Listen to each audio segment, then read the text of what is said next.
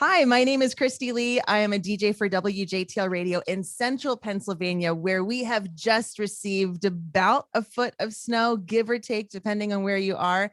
I was so excited when I heard I was going to be chatting with Chris Renzema on Groundhog Day, but then to have it with not just a blanket of snow, like a thick mattress of snow, it just made it all the more perfect. So hello to you, Chris. Thanks for joining me today.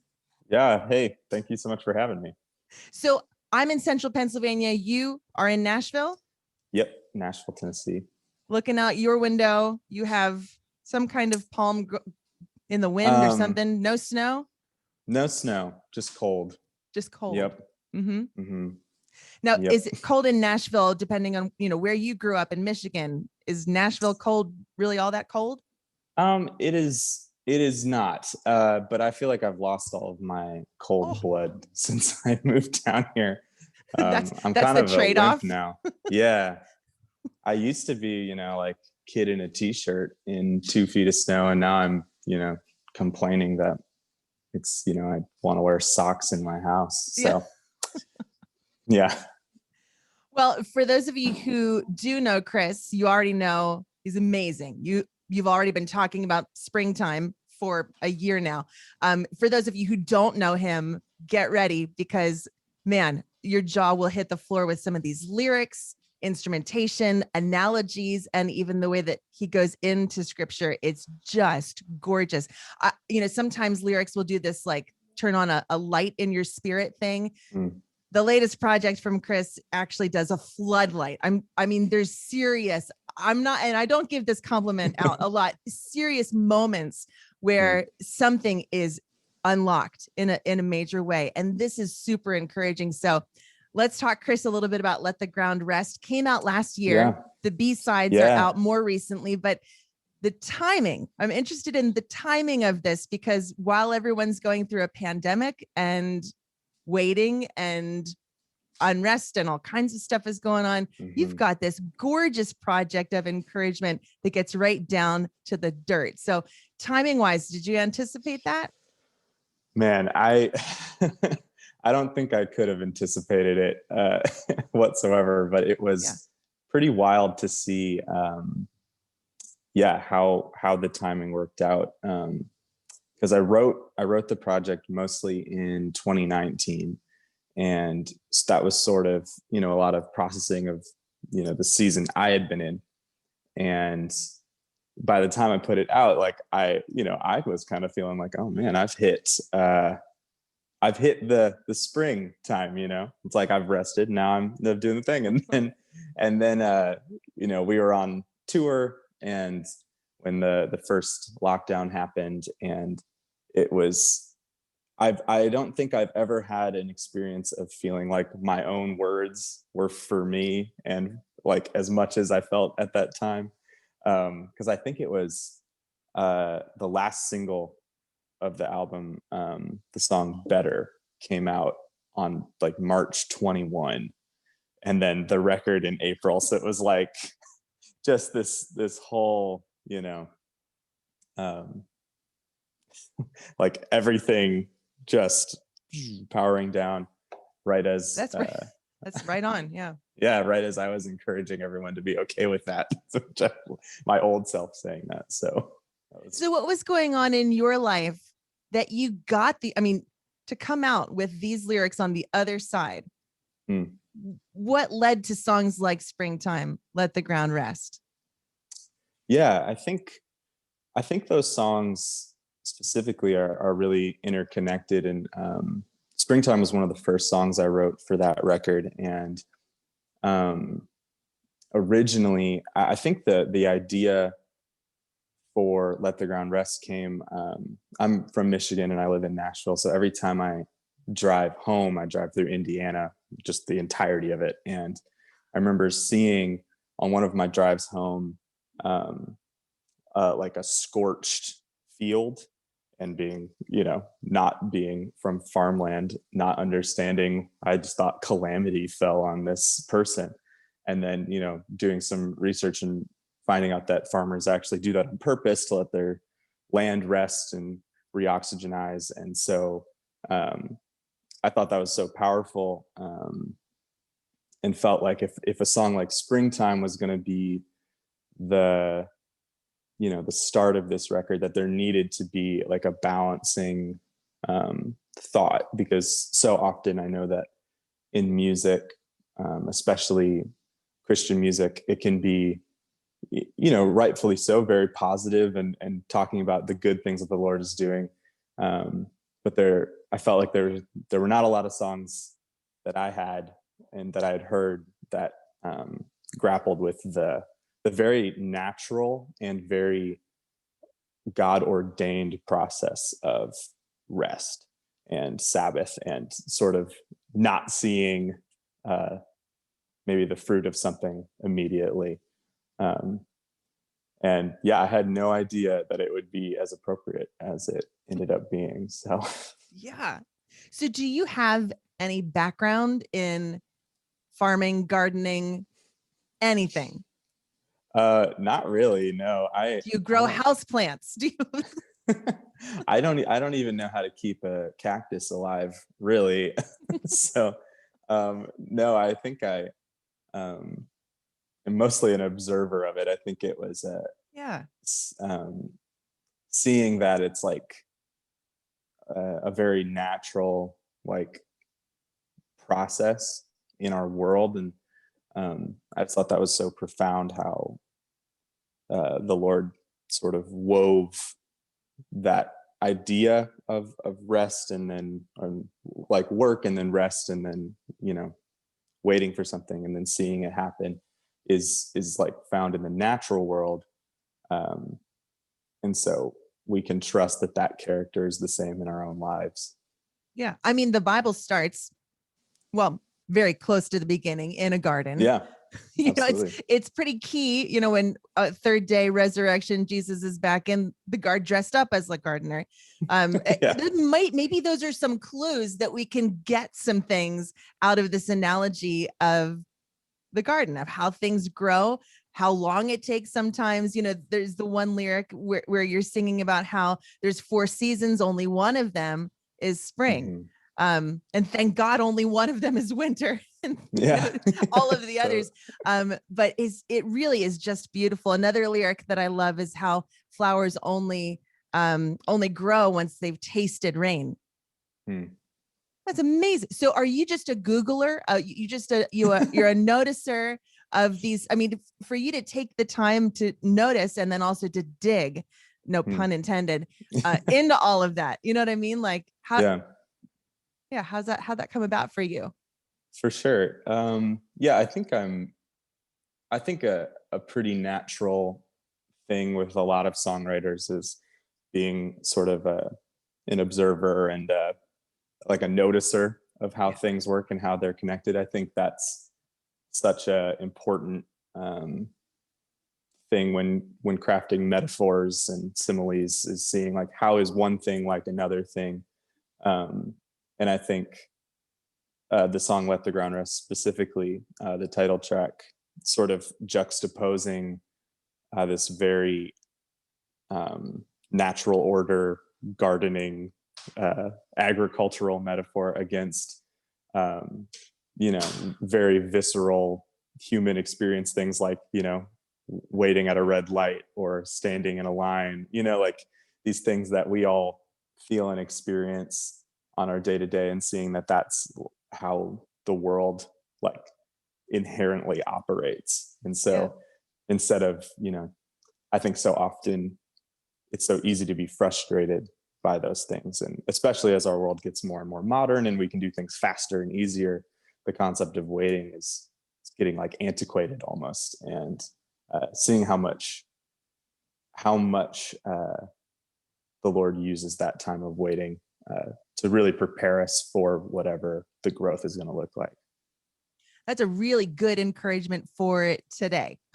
Like right now, so many of us are sharing an experience of frustration and waiting, and feeling uprooted, or maybe rototilled. I don't know.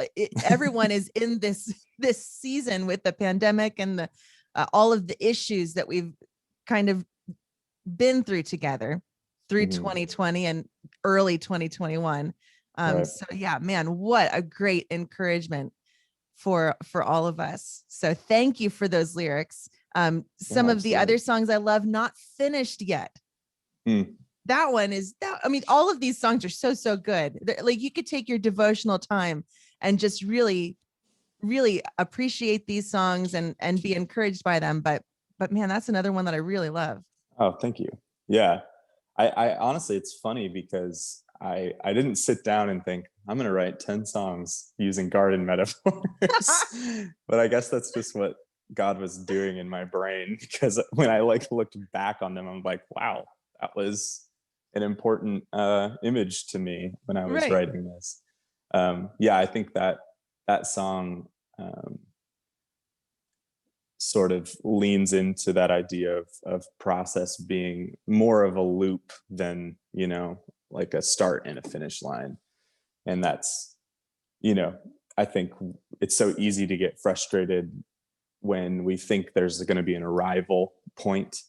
But the same way that, you know, like with that metaphor, like tending a garden or sculpting a sculpture, that there's kind of always more to be done. And um, there's something really hopeful about not being so concerned about like where we're going to land, but that the sculptor and the gardener is working on us, and that is constantly happening. And so I try to hold on to that when things are Now I've crazy. seen that you do have some experience with sculpting. Is that true? Wire sculpting, is that Oh, yeah. that's still on the internet if it's Is it really? oh Wow.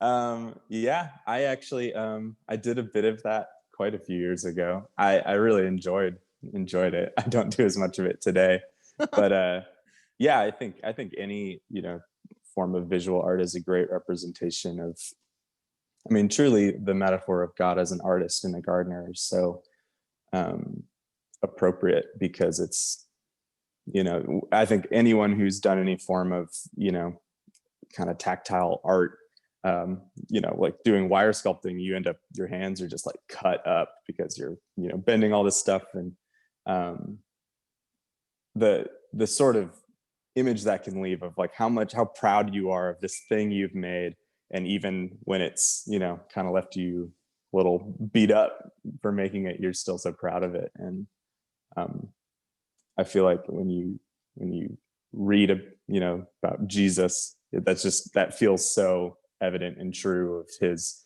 love for us and willingness to get down in the dirt and get cut up for us. So I love that image. That's true. We don't have a lot of smooth edges. No, You I know, sure don't. me neither. There's so much that he does to refine us. And usually those ways are pretty brutal. Refined in the fire, or, you know, Yes. bent, or all of this to being pruned, all of that stuff. But I think we can take some serious encouragement in that it is a Absolutely. process. I mean, I know we learn about this all through our life, and it still is sometimes hard to embrace when you're in the middle of Mhm. the process, but it is a process and it does have a really beautiful result. So that's pretty cool. Absolutely. All right. So done with wire sculpting. Does that mean that your secret ambition of being a stand-up comedian has taken off? You know, I feel like I've that ambition, I feel like I get a lot of um, inadvertent sort of gratification when we're playing shows. I feel like probably people think that applause are like the measure of how well your show is going, and for me it's typically laughter. That's It's like, awesome. you know, I feel like it's, you know, it can be such a vulnerable thing, sharing songs and performing for people. And it's kind of like, as soon as a crowd can laugh at a joke, or, you know, kind of feel, it starts to feel like a much smaller room, and that we're all friends. And so Yeah. I don't think I could ever do, you know, just like a straight up comedy set, but I like to keep it pretty light when we're performing. I mean, that once you dub yourself a stand-up comic, that comes with all kinds of expectations from a crowd. So Yeah. I think it's very smart to do it that way, to just use it as like your support, but to have something else be your main gig. Yeah, I don't envy stand-ups, even though I think they do incredible work. I think I would get absolutely destroyed trying to do that. So, do you have a favorite joke you've tried during one of your shows that just has not landed, but you still are committed to it? Any good stories about telling jokes? I feel like I usually end up phasing the bad ones out pretty fast. Yeah.